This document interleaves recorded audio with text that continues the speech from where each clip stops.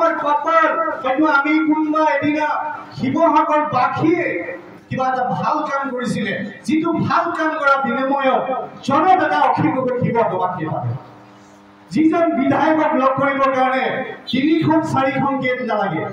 আগৰ প্ৰাক্তন বিধায়কক শিৱসাগৰ জিলা প্ৰাক্তন বিধায়কক যদি লগ কৰিবলৈ যায় 3-4জন মানুহক লগ কৰাৰ পিছতে বিধায়কজনক লগ পাব। সেইটো লগ দিবও পাৰে, নিদিবও পাৰে।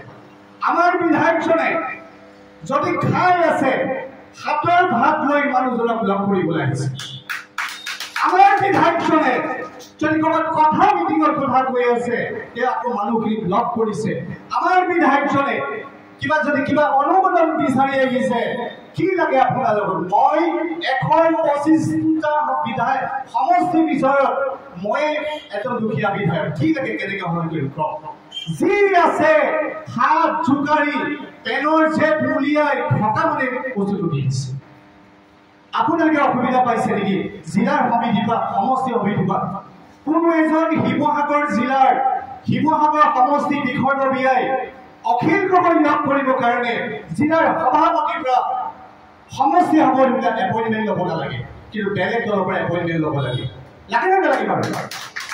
এপইণ্টমেণ্ট ল'ব লাগে। কিন্তু তেনেকুৱা এজন বিধায়কক পাই আমি থাপতে পাই থাপতে হেৰুৱাইছোঁ।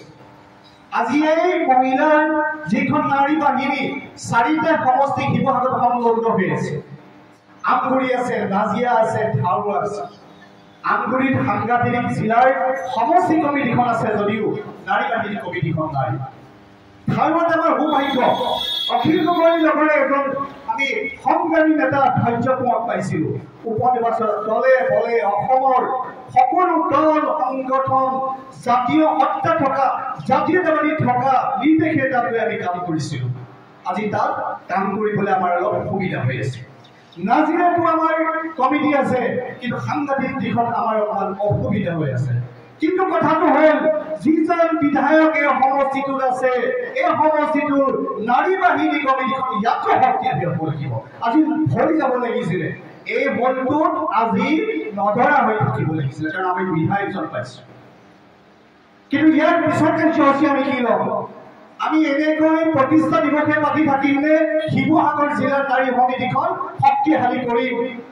আমগুৰি সমষ্টি নাৰী বাহিনীখন শক্তিশালী কৰিমনে নাজিয়া কৰিলে ধাৰুৱা কৰিম? আমি যদি এই আগত কি কৰিছে আমি সেইটো নাজানো।